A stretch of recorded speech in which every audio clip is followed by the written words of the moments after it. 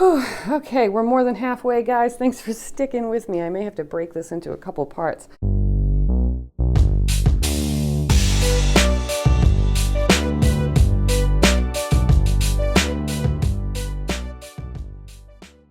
Here's my philodendron little Phil. When I got it, it had all these brown spots on the leaves. This came from Josh's frogs. So I was a little worried it had some kind of bacterial infection and like it wasn't going to grow. But then it started putting out the new leaves and they looked pretty good. Like you can see a little bit right here. And then this is the newest leaf and it's got nothing. So I'm not sure if it's okay or if it's just always going to have this.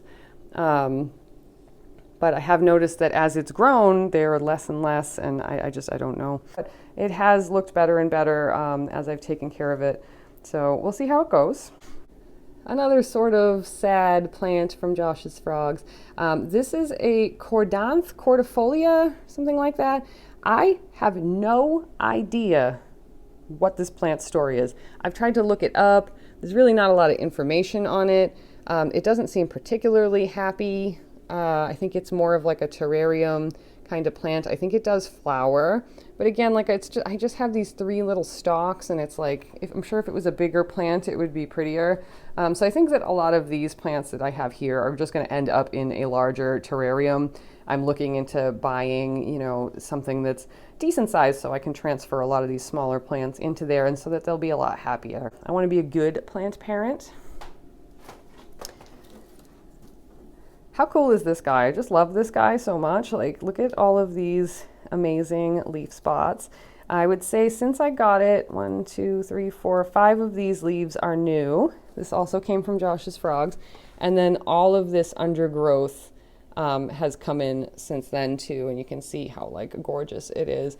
This thing seems to be happy wherever I put it. It just doesn't really seem to care that it's winter or that the humidity, like I have this one little brown tip and that's it. The rest of the plant looks awesome. Oh, just kidding. So this guy is pretty tough, like despite the utter lack of humidity in this room because, heater, and literally I have nowhere else to put these plants. So I just kind of have been cold all winter and using pots of water on the stove and mass humidifiers to combat this. So that's why all of my plants are not completely dead and they're just a little sad.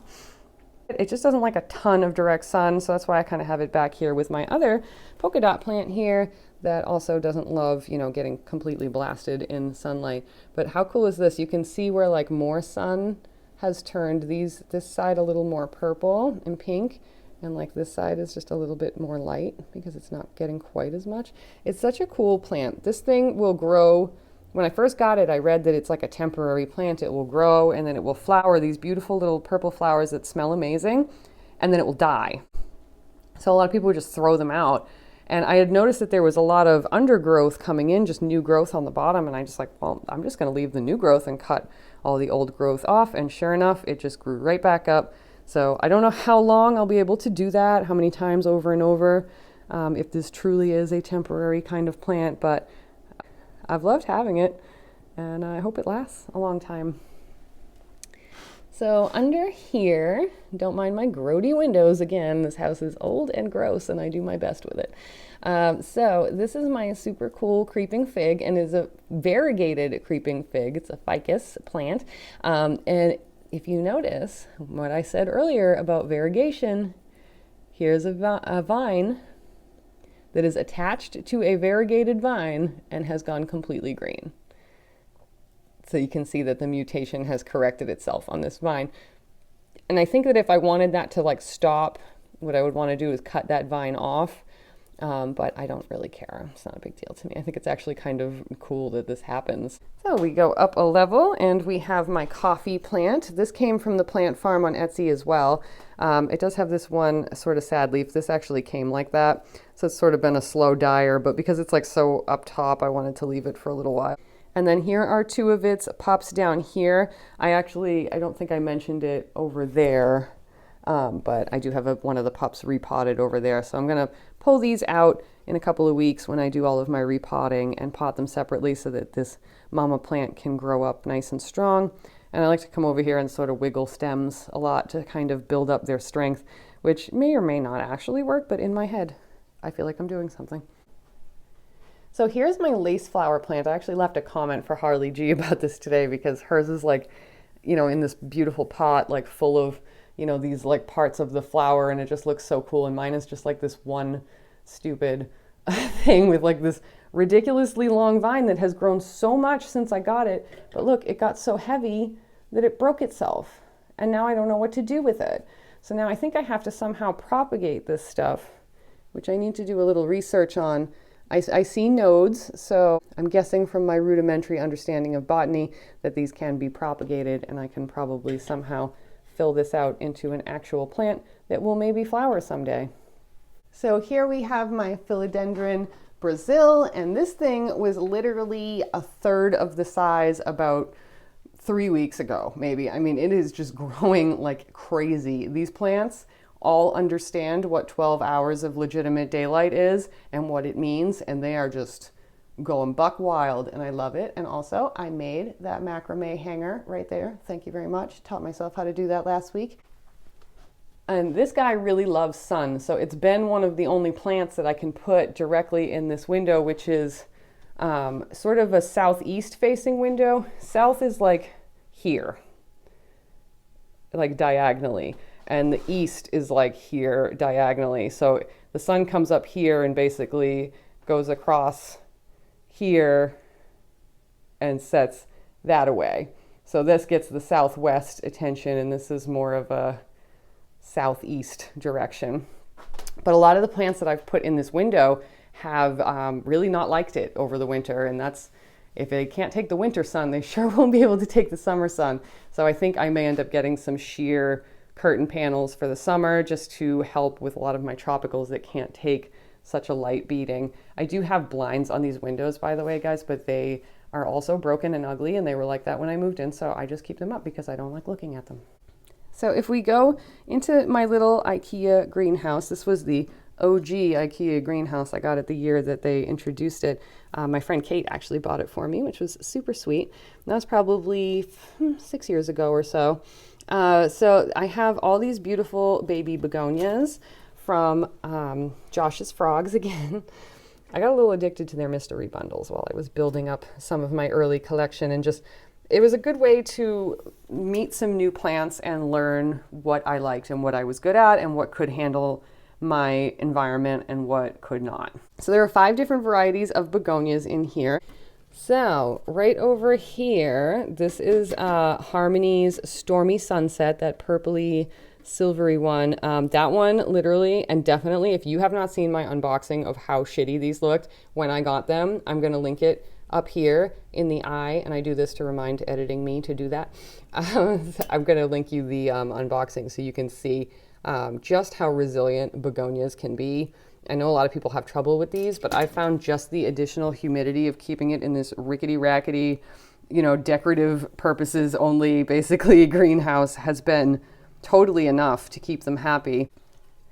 This is such a pretty one. This is an autumn ember. Like, how stunning is that? And I'll tell you that when I got all of these, they had just a few leaves on them. Some of them just 2 leaves left by the time I had cleaned up all the broken pieces, like this purple one here. And they just started growing. I mean, I thought they were all going to die. And they perked right back up. I will put the names on the screen. Ready? This one is a. This one is a. And then we know which ones these are. So we've got Autumn Ember, Bolero, Harmony's Stormy Sunset. I have the Creeping Fig, and this was a tiny plant grabbed from Josh's Frogs as well. This came in the vining bundle. This thing has been 150 times happier since I put it in this greenhouse. All of those brighter green leaves that you see, those are all since I put it in here. And I put it in here less than a month ago with the other begonias. I used to have succulents in here. And that's why you see this little baby farm for my succulent leaves over here. This is just a random pot that I will toss my little broken leaves in and see, you know, if they come with rosettes or not. So I don't really know what happens with these after the leaf is desiccated. I just sort of try to point their roots into the ground and cover them with a little bit of soil and water them like regular succulents. So we will see how this goes. And then right here, I just have a silver Peperomia ripple, the Peperomia silver ripple. This is another baby that I'm rooting to give away. So right now it doesn't look it, but this leaf is actually rooted. If you tug on it, it doesn't want to come right up. And eventually, literally little tiny, tiny, tiny Peperomia leaves will form where the roots are at the end of the stem. It is the coolest thing ever. If I have a picture of it, I'll insert it, but I don't know if I was smart enough to take a picture at the time.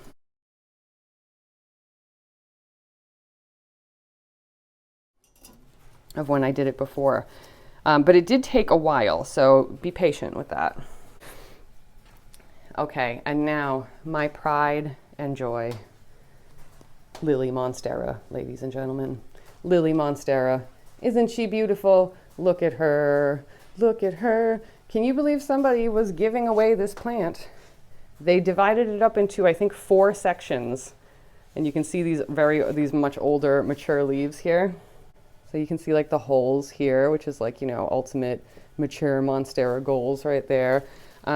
So this plant, you can see these older leaves look a little beaten up and sad. And they've just kind of always looked like this. I don't think I can really fix them at this point because this plant took such a beating when I took it to my apartment. It was in like a bag, you know, basically with just some like dirt crusted roots on it or whatever, because the person had just split it up, and we split it up again, you know, among me and my friends. So it did take a little bit of a beating getting here. And then I didn't know anything about this plant. I didn't even know what it was called for a little while. I've always had plants, but I've only recently become sort of obsessive about learning all about them and proper care. And, you know, I guess I sort of just thought all houseplants took the same care. And because I had a lot of good luck with keeping them from dying, I figured I was good. But, because that's kind of how my mom rolls, you know, she doesn't really know what they're all called, but she's kept them all alive. I think some people just, you have a natural, you know, some of us are natural witches, what can I say? But you can see, look at that new leaf. Good night, you're gorgeous. You can see that they did take a little bit of a sun beating, so I had to move the plant back a bit, and they love this light. So that's the, this is the Sunblaster light that I told you I would link below. I had this plant sort of spilling over because it had never been trellised or moss pulled, so I had this plant kind of spilling over the pot for a long time, so it actually took a ton of work to sort of get the plant up off of itself and give it some room to grow. And while it lived for years under my care without any intervention, it did not thrive until I did that. Also propagated it, and it just started growing like crazy, especially since I put the grow light. So this winter growth is madness. I can't even fathom what's going to happen this summer. So this summer I am going to repot this because it's been a couple of years since it's been repotted, and I know it's probably getting pretty root bound in there. It's actually not in a pot as big. It's propped up on some rocks just so that it doesn't sit and get ucky in there. This is Eddie Monstera. Turn it so you can see her a little better. So he is gorgeous. This is a newer leaf here. So this had 2 leaves when I propagated it. I took an elbow, like I'll show you here. If you wanted to propagate these, you would want to take a cutting, like, imagine all this wasn't up here, but you'd want to take a cutting like here at the node, especially if there's some air roots and stuff like that. And then everyone water propagates this. If I could convince the plant world to trust the process and just stick that sucker directly in the dirt and just water it, this rooted in, I would say I had just hit the 6-week mark with this plant. It had already put out 2 new leaves, and the roots were already coming out of the bottom of the pot that I originally planted it into. So recently I had to repot this into the clay pot here, and it has spit out now. This will be the 3rd new leaf since I repotted it about a month or so ago. So, you know how I've talked before about plants that I keep alive because I feel obligated, but I have no emotional attachment to whatsoever. I knew this about me and this lovely Tradescantia here, whose common name I dislike using because I think it's a little bit If you don't know the mythology behind the legend of the wandering Jew for which this plant is named, basically they say, and there's different versions of it depending on which Bible or which religion you're getting your stories from. The wandering Jew was basically cursed. They say he taunted Jesus on the way to the crucifixion and was then cursed to wander every inch of the world alone forever. And the idea of naming this plant after it was that this plant also grows all over the place. And I believe the article I read used the word, what was it? It spread unchecked or something. I don't know. I just think that the common name probably came from something hateful. But you can see like the ends of the leaves are always so gorgeous and sparkly and just the most beautiful things in the world. But then you go up and it just looks like that. And I just cut a ton of growth off of this, so it actually didn't look this sparse until recently. I actually am rooting a bunch here, and the idea, because I don't give up on plants very easily, the idea is that I'm going to put all those cuttings into the pot here and then trim this back more, propagate those cuttings, and then just keep doing that until it's a little bit more of a bushier plant. But as I understand it, this is sort of inevitable with these plants. So, you know, maybe I will learn to love it, probably not. My snake plant, when I divided it into threes, is one of the more healthy takings from that plant. Look, just gorgeous. So this leaf right here is newer, probably grew last year. And then this little guy right here just started growing a few months ago. I would say I started seeing first signs of this around Christmas time. And it's, you know, they're slow growers, so it's just making its way up, but it seems to be pretty happy here. And it's one of the only plants that I can really keep right next to my heater, and it doesn't seem to care. The thing with these space heaters are they're really awful and they don't basically do their job at all. So if you're behind the heater over here with sort of this wall obstructing the heat, it can still actually be pretty cool right here. And then all of my windows are so drafty that between the heat and the draft and moisture that comes in, I think that is how I have managed to keep this stuff this happy, being less than 5 feet from a dry, horrible radiator. And up there we got a spider plant. Not super interesting. Someone gave it to my mom and she knew I was trying to green up the place, so she gave it to me. As you can see, that does not love being near the heater so much, so I am going to get that out of there soon, but I do have to keep my spider plants up because my cat shreds them. He pretty much leaves every plant alone except for spider plants. So that's going to end up a hanger. Here on my table, I just have a ZZ plant. It's doing all right. It's put out a lot of new growth in my north-facing window, so if you have north windows that you need a plant for, this thing was just happy as a clam over there. Oh, look at that. I think that's like a new tuber forming. Oh my gosh. Okay. No, go back in there. Sorry. So up here, hanging in another one of my homemade macrame plant holders. That was my second one that I made. I tried to do something a little fancier. And then the bottom, it all went to shit, but we figured it out.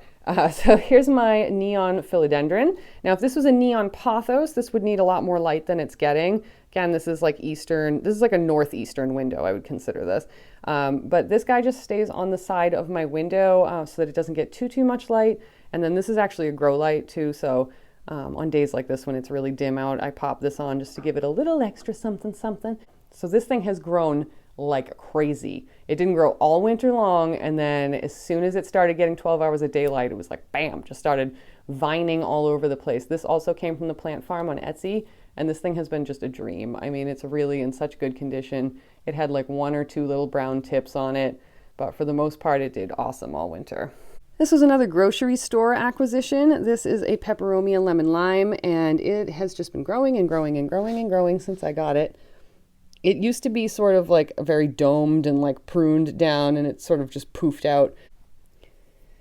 And here's one of my sort of ailing Thanksgiving cactuses, holiday cactuses. You can see all of the air roots that it shot up. These are epiphytes again. And when they're stressed or looking for water or light, a lot of times they'll put out these air roots. So I had a feeling I was underwatering these, so I've been since trying to take better care of it, and they have perked back up. The leaves looked a lot sadder a month ago, if you can believe it. These guys are kind of here temporarily. I rearranged things yesterday, so I don't always keep them next to this window just in case it gets chilly. Right now it's not bad, but this is another one, and these all came in my 6-pack of different varieties. And then this guy looks more like either an Easter or a Christmas cactus. And then I think that they might be getting too much sun because of these pink, like the pinkness of the ends here. Still learning about these. So this is my Paulownia, it's a watermelon Paulownia, and these are like a Paulownia repens. It's a trailing one, and it's so gorgeous. So the definition of the darker parts of the leaves, it seems to be going away on these older leaves, but you can see how they look on the younger ones. I love this plant. This is one of my favorite plants, and I feel like it's kind of underrated. So I'm still trying to figure out where it's happiest. It seems to like this window, but I think it might be getting a touch too much sun these days, so I may have to move it somewhere else, or maybe have my philodendron shaded a little bit. Speaking of philodendrons, this is Philly D, the philodendron. It is a philodendron hope, and it was in horrible condition when I got it. I have been through hell and back with this plant, and because this video is so long, I'm not even going to get into it. But what you need to know here is that a lot of these leaves would just turn brown and liquefy into slime. And eventually I figured out how to keep the soil dry enough for it to stop doing that. It came with bugs. I got rid of those, and now it's just really happy. It just finally came out of quarantine a little while ago, so it is doing well, and I'm very, very happy about it because I was really sad when it wasn't. Perhaps you guys can help me with my money tree. As you can see, it's like a Dr. Seuss tree. I have had it for 7 or 8 years, I think. It's been a long time. I got it for Mother's Day from my mom when it was just as big as the one in the other room. And for a while, it lost all of its leaves. It looked really miserable. I don't think it was getting enough light in my northern window. So I moved it over here to the eastern one, and then I almost think it was getting too much over here. Now it keeps growing. It keeps putting out new leaves, and some of those leaves are very happy. You can see this one right here is like all flat out, like it's supposed to be, and perky. But then some of the newer leaves do this thing where they grow and they just, and then they just hang down. Now I've seen a lot of these older Ptera aquaticas, and they have looked like that. So maybe I'm just expecting too much out of an old plant, but I cannot figure out what's up with this thing. Like, look. Help me. And it only recently started yellowing, I would say about 2 weeks ago. So I may have overwatered it at one point, so I'm just leaving it alone, right? I actually think that it's not drying out fast enough and it's getting waterlogged. That's my suspicion, because it is in this plastic tray. So what I'm going to do is remove that plastic tray. I just got this table yesterday, and now there will be ventilation coming from the bottom as well. And I think that will help. I'm also going to get rid of the gnat mix that's on top, because again, that maintains a lot of moisture. And I just put it there because this was such a deep pot and I was afraid it would get fungus gnats, but now I think that it's actually, hurting my plant a little bit, but it just keeps growing. So I don't know. And some of my last plants over here, I may have missed some here and there around the house, but this is pretty much it. I have another peace lily on the table in there, but same thing. So this had a bunch of blooms. They've since died back. So this guy's a little thirsty right now, so you can see it wilting, but this is just your regular old peace lily. This was one of the plants that I picked up from the local nursery last fall or so. And, it goes through periods of looking better and looking worse, but for the most part, it's been fine. My cats do like to nibble on it, and I think that probably it didn't taste very good, so they stopped. So here is why you do not put your Chinese evergreen in too much light. I moved this sort of temporarily to make room for another plant, and it was too close to the window, and this is what happened. It ended up saddening out these leaves here. But it continues to just grow very happily up here, and since I moved it to this north-facing light, it is so much happier. So again, this one, it just needed a different condition, and now it's doing a lot better. And then you can see here, this is my other cutting from my snake plant. I'd say the one in the living room is the happiest, but this would be the second happiest. And I just moved it here, so we're going to see how it does in my north window. And then here is my another trailing philodendron. This is just a regular green one, and this one, like the other ones, has just recently started growing like crazy with the increased daylight. So I just put this one up here probably last week. I nailed the hook in and put it up here. I'm trying to pretty up these north windows as we get closer to spring, when they will actually become a little bit less useless. So that's it, my friends. Thank you for sticking out this 2-part plant tour. I'm going to figure out how to do this faster next time, but I will see you guys very soon. I've got plant hauls coming up, shop with me's, and a review, sort of a review of the Boston Flower Show. Bye!